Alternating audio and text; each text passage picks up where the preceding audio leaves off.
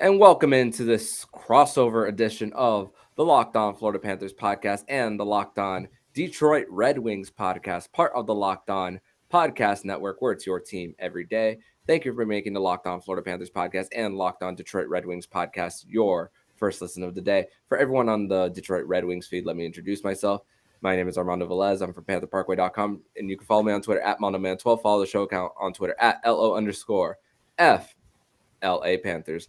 And thankful to also be doing yet another crossover with some hosts of the Locked On Podcast Network. This time we have the guys from Locked On Red Wings, Scotty Bentley and Brian Fisher. How are you guys? Doing good. Just got off of work. For once, we're actually recording with the sun up. Our listeners have gotten very accustomed to seeing nothing but pitch black behind me here. So it's nice to get an early recording ahead of this, the final Panthers matchup, but with the Detroit Red Wings this season. This is literally the earliest we have recorded a show in I couldn't even tell you how long. And it's not like, by an hour. Like, it's like hours earlier. Scotty, do you think anyone's going to message us during this recording?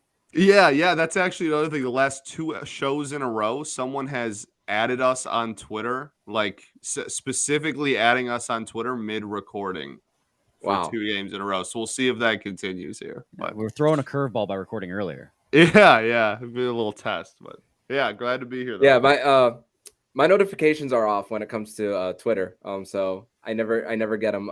I never get the notifications. Smart play. Whenever I log on, I think we have like likes and like retweets and stuff like that off of the mentions. I think we still have on, obviously. So yeah, it could be a lot when your phone's constantly buzzing. I'm like, no, I don't want any of that. But you know what's crazy about this season series? Every single matchup between the Florida Panthers and the Detroit Red Wings this season has been some form of ESPN game, whether it's an ESPN Plus or the most recent one, which is a nationally televised game. I always tell people on my side of the feed that ESPN Plus games don't count as nationally televised games because of you have to go in and pay a subscription. So the real nationally televised game was that most recent one on Sunday between the two. But a lot of people got to see. Detroit's on a bigger stage more than the Florida Panthers, just because of their history, of course. But it was pretty cool to see the three rookies who are just battling out for the Calder Trophy in Moritz Seider, Lucas Raymond, Anton Lundell, all on the ice at the same time. Anton Lundell missed the first matchup between these two, and just the guys that are just gonna take this league by storm, and that's just not even mentioning guys like Trevor Zegras, Michael Bunting, Tanner Jeannot, and all that stuff. Just when you see all three of those players on the ice, at least in these three matchups, what's going through your guys' heads? I mean, honestly, that for us, that part of those games in the season, especially the last 2 months, have meant like so much more because like the season is essentially, as far as playoff push or like the season essentially is done. Like we've been eliminated from the playoffs for a while, so we're looking to just play spoiler and beat some good teams, and we're looking for those head-to-head matchups in like Calder races because we want to see all of our rookies outperform all of your rookies, like every time we play someone like that. And no, it's definitely been pretty fun, and some of them get a little more heated, I would say, within the fan base than others. Like I think the media especially is trying to push like a Red Wings Ducks rivalry down everybody's throats because like Zegras, everybody thought that Zegras should have won the Calder, or like for a little bit there in the middle of the season, like was more deserving than Seider, which I think pissed a lot of people off. But I think water's found its level, and everyone kind of realizes it's Mo's to lose at this point. And yeah, I mean, those games have been super fun and mean, honestly, at this point in the season, mean pretty much everything to the fan base. I mean, that being said, though, Anton Lundell, I think, is a little bit of an underrated rookie on the national scale. Yeah. He, so far this season, has, an expected goals above replacement of about 6, which for a rookie is incredibly good. And of course, his stats, he's got 43 points so far this season. So he's just behind Moritz Seider in total points among rookies. I think Moritz Seider slots in at 4th overall, which is as a defenseman, the lone defenseman in that top 5 core, I mean, just goes again to show how good Seider has been. And I agree with Scotty. We think it's his to lose. And I think he's the only, if you go on to betonline.com, he's the only rookie with minus odds for rookie of the year at this point. But Anton Lundell has absolutely been a little bit, I would say, under talked about. It's all been about Seider and all been about Bunting, all been about Charvis Zegras lately. Bunting's gotten a lot of heat here too because he's like 30. Well, he played with Gordie Howe, so yeah, people are like, "Why is this dude?" That's like the big joke in Red Wings Twitter is like, "Why?" Like making references to Bunting's age and like, how can this dude possibly win the Calder over Seider? But yes, the original point of the question, though, yeah, these are really fun games for us, especially at this point.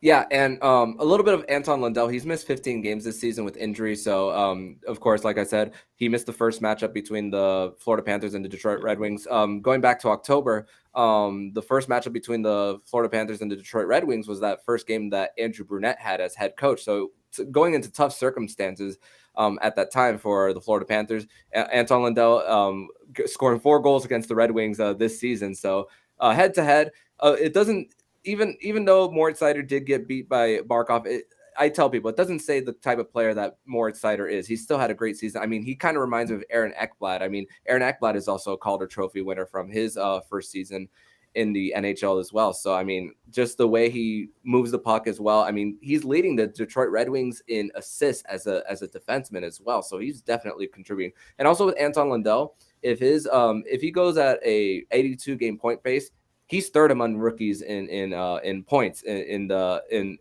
so his Calder case would have been he would have had a better case, but definitely more Seider's to lose. But like I said in pre-recording, I want to talk to you guys a little bit about your conversation on your Monday episode of Locked On Red Wings, and Scotty mostly talked about if this team were to go tank again for another season, that means that you wouldn't see improvement from the core. Of course, Dylan Larkin's out for the rest of the year, Moritz Seider and Lucas Raymond.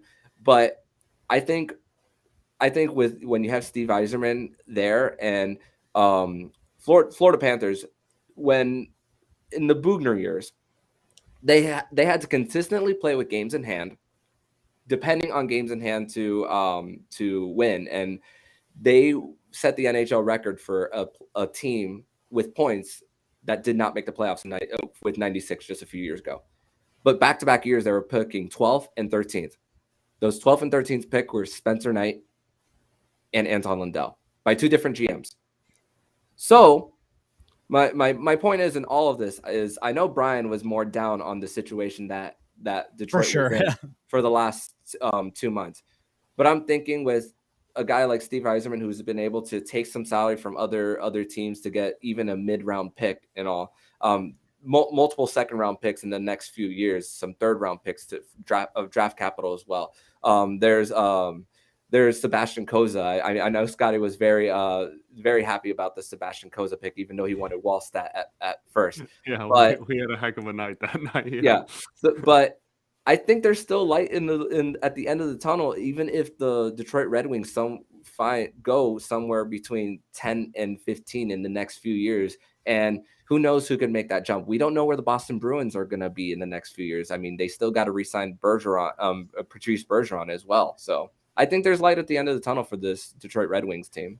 Yeah, I mean, for sure. One thing that the Red Wings are is flush with draft picks and flush with prospects. They definitely are a team that's developing in the right direction, and a lot of their prospects are having phenomenal, D+1 years and D+2 years. Simon Edvinsson and newly signed Pontus Andreasen are rookie of the year candidates in the SHL. Pontus Andreasen was an undrafted free agent. He's like 23 years old. And they signed him, and they're both rookie of the year candidates in the SHL. Then William Wallander was named the U20 player of the year in the SHL.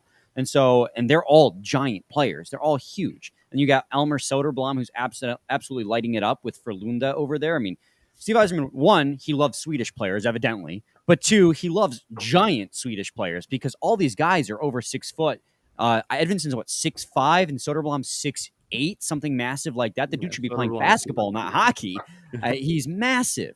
And all these players for their size, have incredible strides. They're very smooth skating. So there's definitely a lot of talent along the way. In Grand Rapids, we have Donovan Sabrango and Jonathan Berggren, who are about to make their NHL debuts. Berggren probably sooner than Sabrango, as soon as next year.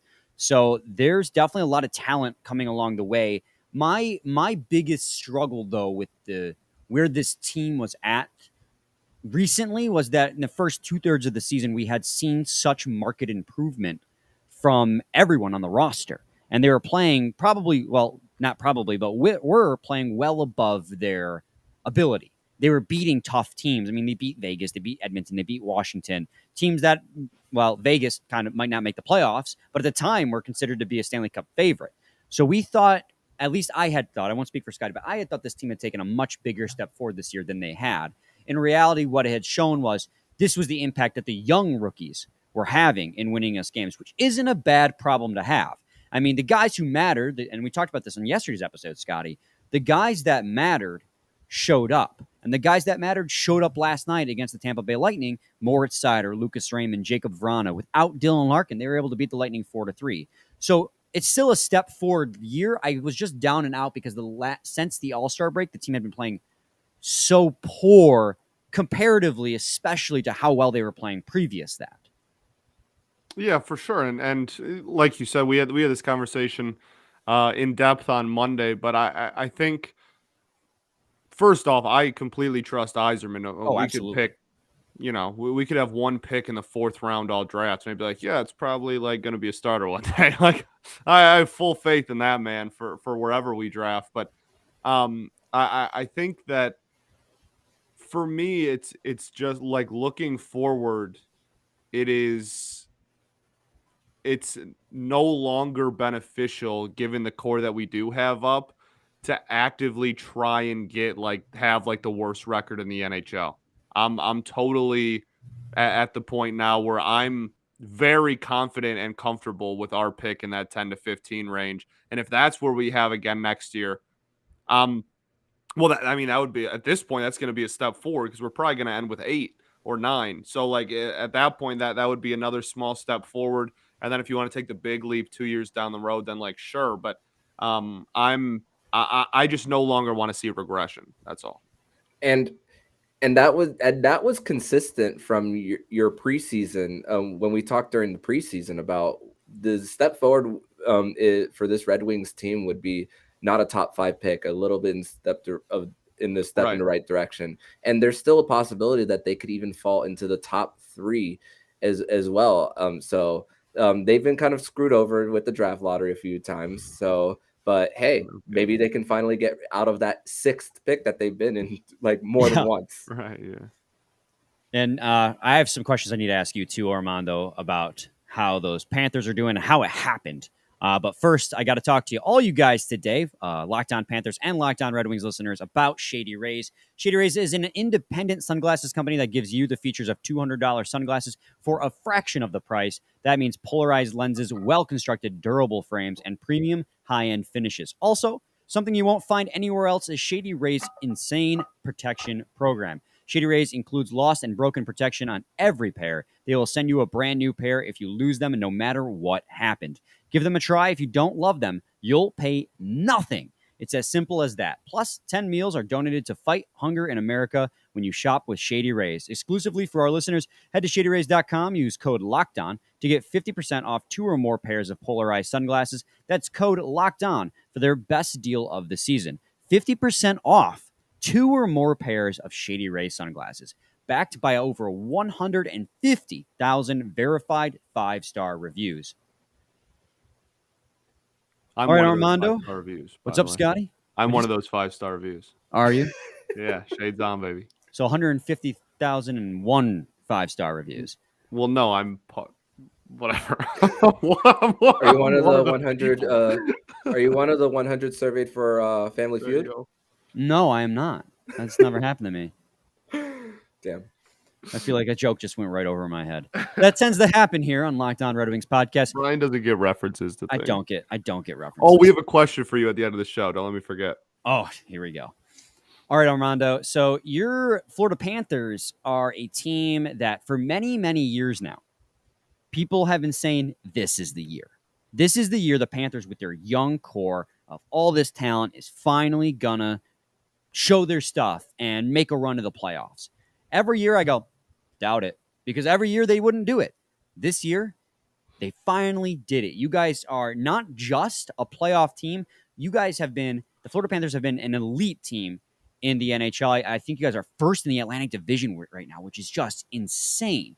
You guys have over 100 points. And then you got Jonathan Huberdeau, who has 111 points and could quite possibly win the award for most points in the NHL, which is just absolutely insane. And even besides him, you got Barkov, you got Bobrovsky, who I thought was toast after last season. I thought he was just a goalie who wasn't going to play up to his contract after getting paid millions, because he had seasons before, even with Columbus. It's a Bob year. You can't predict them. That's the thing. You can't predict a Bob year, baby. They're random as it gets, and this was one of them. And so that's actually where I want to start. I mean, Huberdeau, Barkov, Lundell, we know they're awesome. But Bobrovsky, I want to ask, what has happened to Bobrovsky that he is suddenly excelling again? I'll take a little bit of a quote from David Dwork, who from local10.com, who's an actual goalie. He talks about how how Bobrovsky's using his body more than just his reflexes, and not depending on that for and also he stayed off social media as well. He saw that it kind of lit a fire under him when Spencer Knight started the last 2 games of that first round series against Tampa Bay. And it just started from there. Of course, starting off the season, it was always going to be the $10 million man's as the starter until said otherwise. It's still kind of that way. And the way, and the Florida Panthers in front of them are helping them out. They outpossess teams by a lot. There's times where they'll go periods of outshooting the opposition by over 15 at times. It's incredible. And what they're able to do. They get blocks in front of the net as well. Mackenzie Weegar is one of the leading players in the NHL in takeaways as well. Even though he can have a few, he turns the puck over a little bit from time to time, but still they're playing so well in front of Sergei Bobrovsky. And the Florida Panthers, both their goalies, they've given up 7 goals in the last 5 games. So even though Bobrovsky got pulled twice in the last few weeks with those 4-goal comebacks, Bobrovsky has been a lot better. So even in a little bit of a bad stretch for Bobrovsky, he's still finding ways to bounce back. So that's the great thing about Bobrovsky. And he's and we also got to give a lot of credit to Spencer Knight, because Bob has been injured twice this season and has missed like multiple weeks.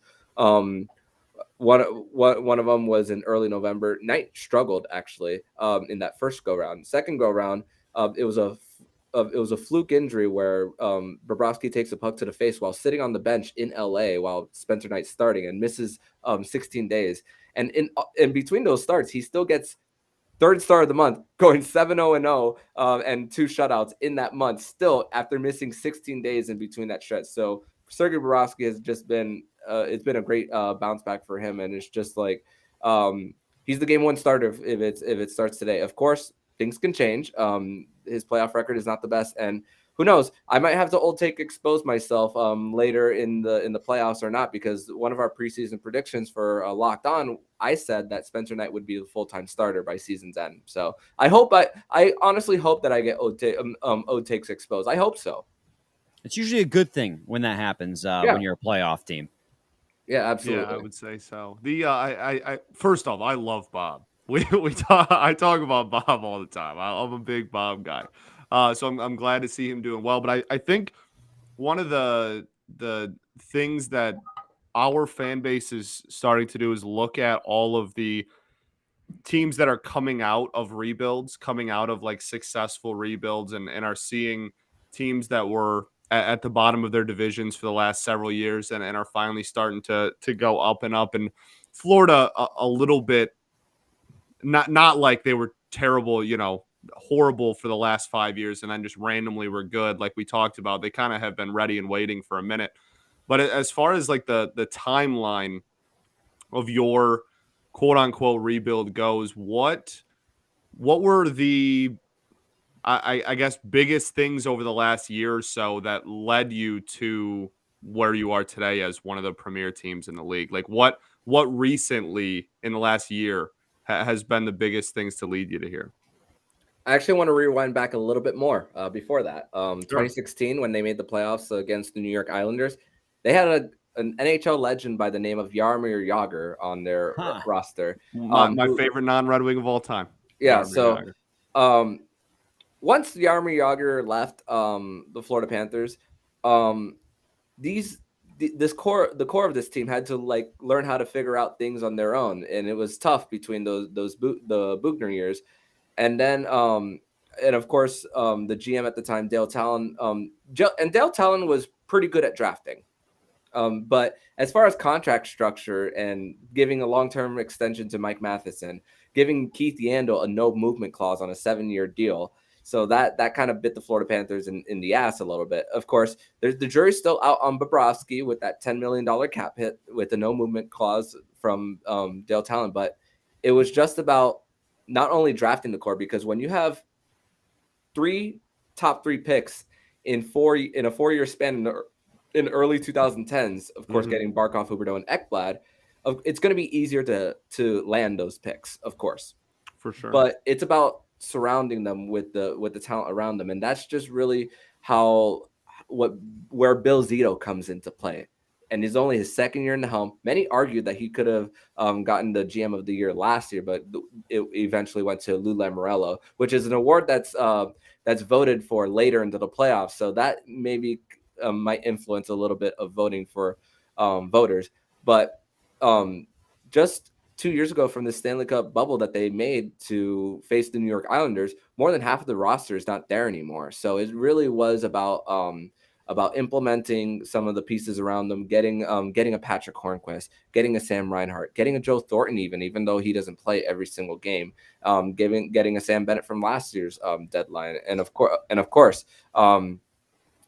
Bill Zito's very first draft pick, Anton Lundell, and just him be the rookie on the 3rd line leading the way, which eventually he's going to move up into the top 6 eventually. But the fact that is your 3rd line center as well, and Sam Reinhart is a top 6 player on any other team, and he's playing in the 3rd line. And Mason Marchment, which was a trade from Dale Talon, they traded him for Dennis Mulligan, and Dennis Mulligan's not even playing in the NHL anymore. So, but Marchment was playing in the AHL for a little bit, and then the coaching staff was really able to implement Marchment's game. And Mason Marchment this offseason, he's going to get paid from someone.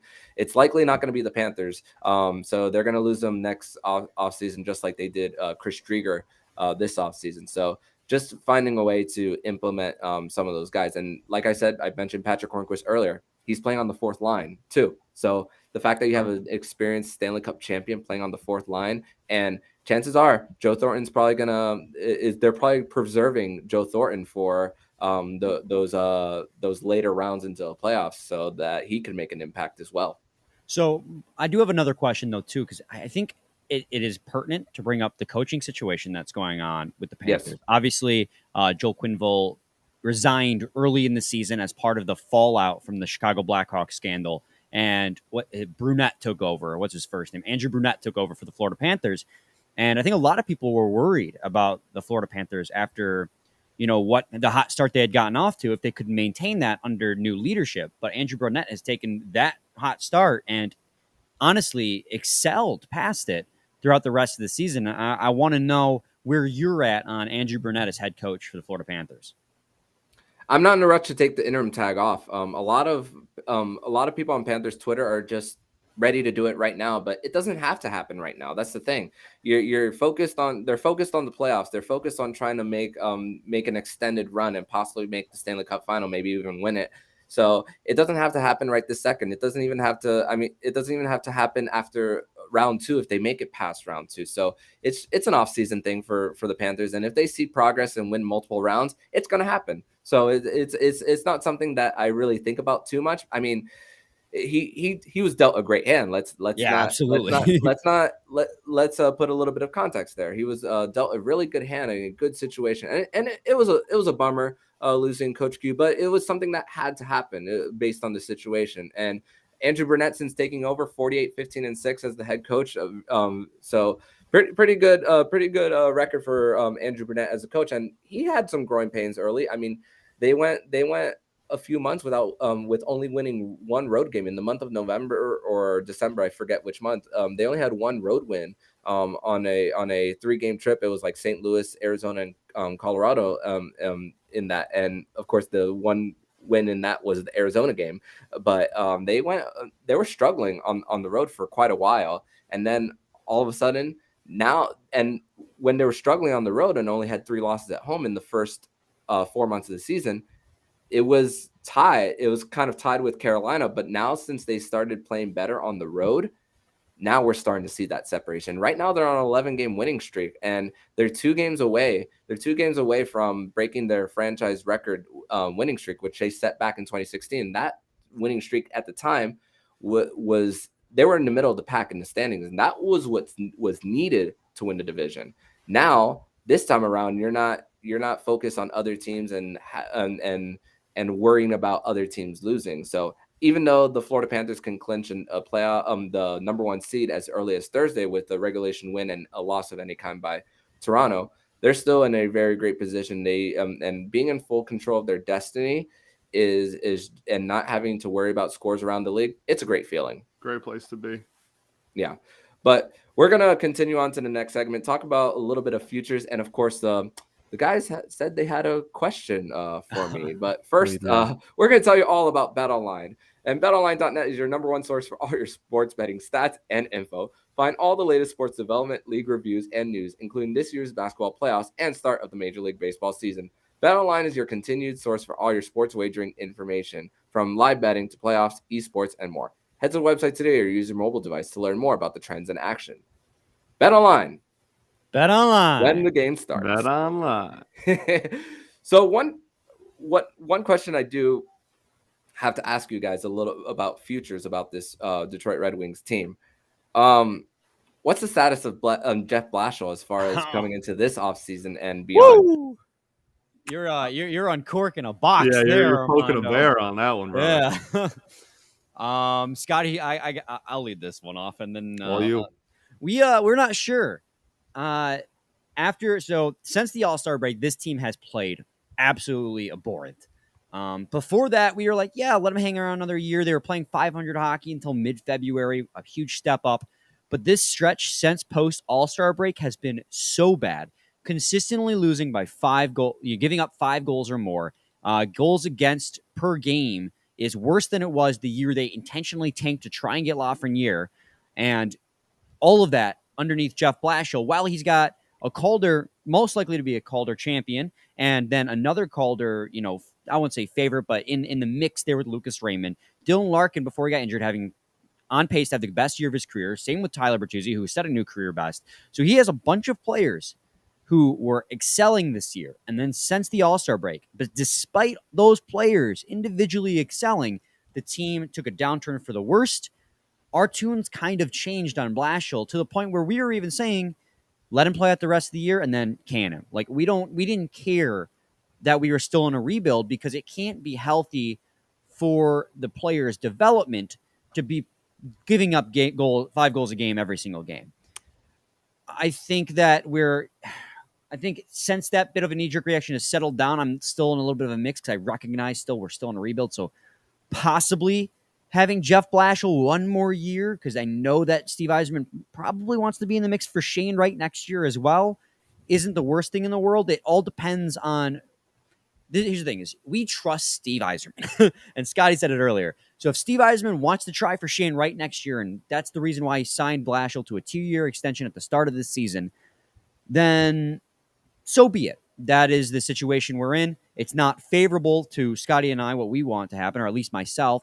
But if that's what needs to happen, that's what needs to happen. But also, we'd love to see them try and take a step forward this offseason to compete next year. But I could also see the argument that it might still be too early. So to answer your question, I don't know, Armando. I really don't, because I think both are feasible answers. Yeah, it's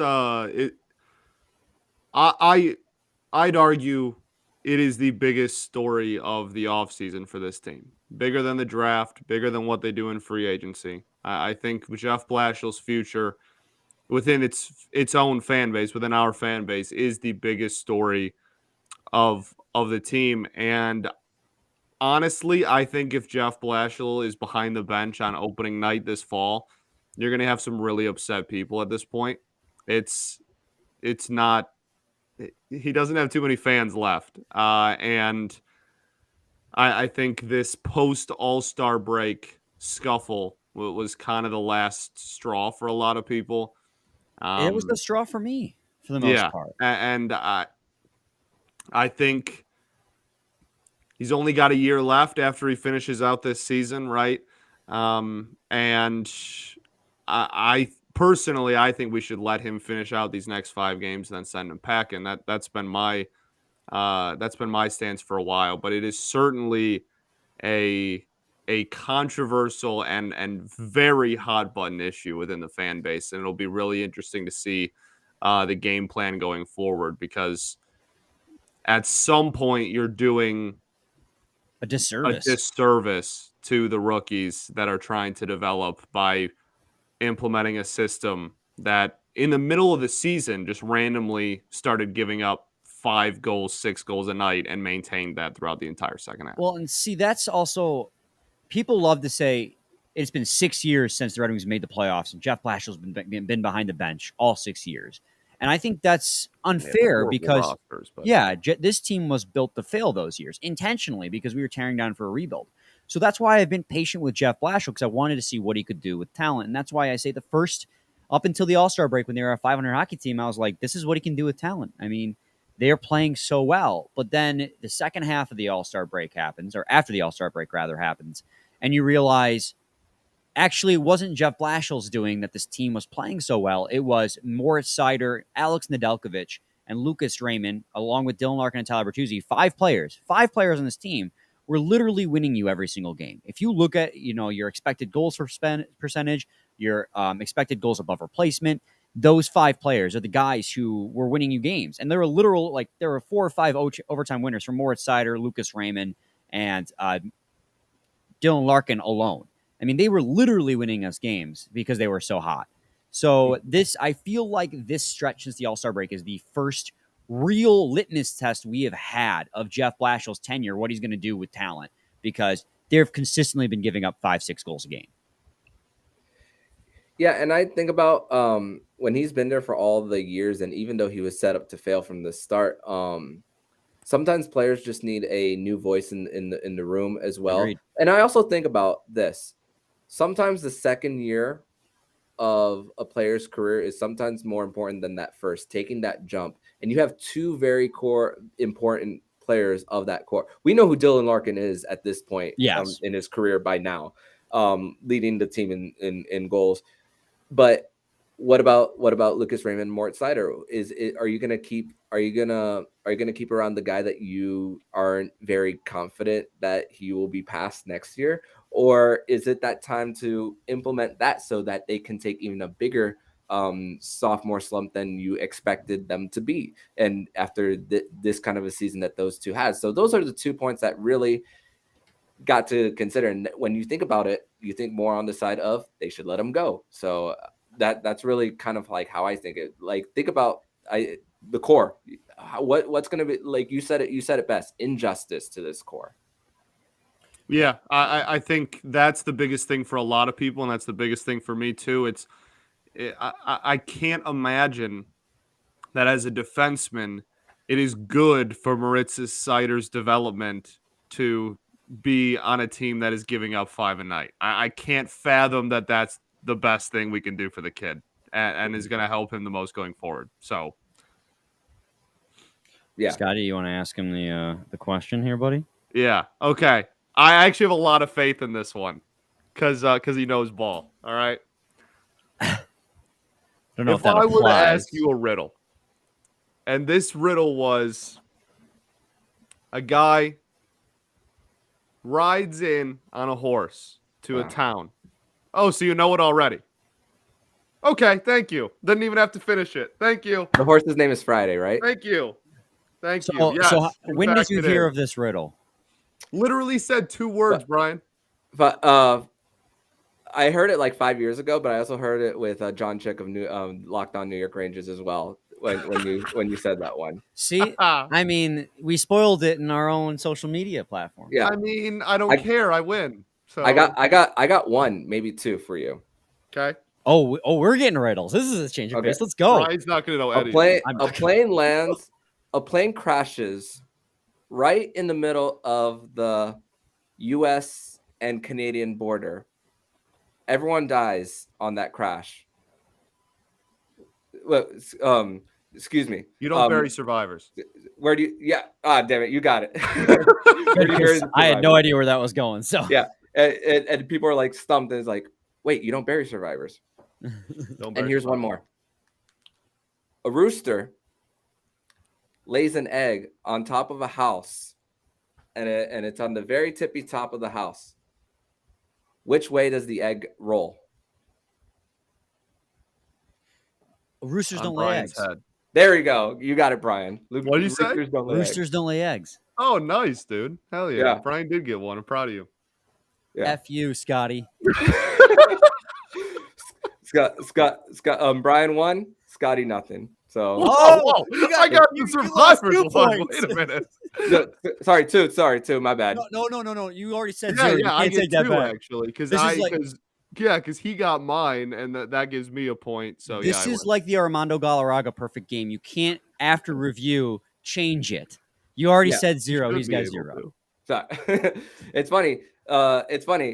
You got a host named Armando. Happened on the Detroit Tigers. I have the poster of Galarraga somewhere. Look what happened. Here. Actually, fun fact: I did go to the Baseball Hall of Fame in Cooperstown, and I saw the exact base that Jim Joyce messed up that call on. Yeah. Why is that in there? It's so funny. They have the base in the Hall of Fame, and they're like, this is one of the most famous plays in baseball history, but they won't give them the perfect game. It's hilarious. That's so insulting. Yep.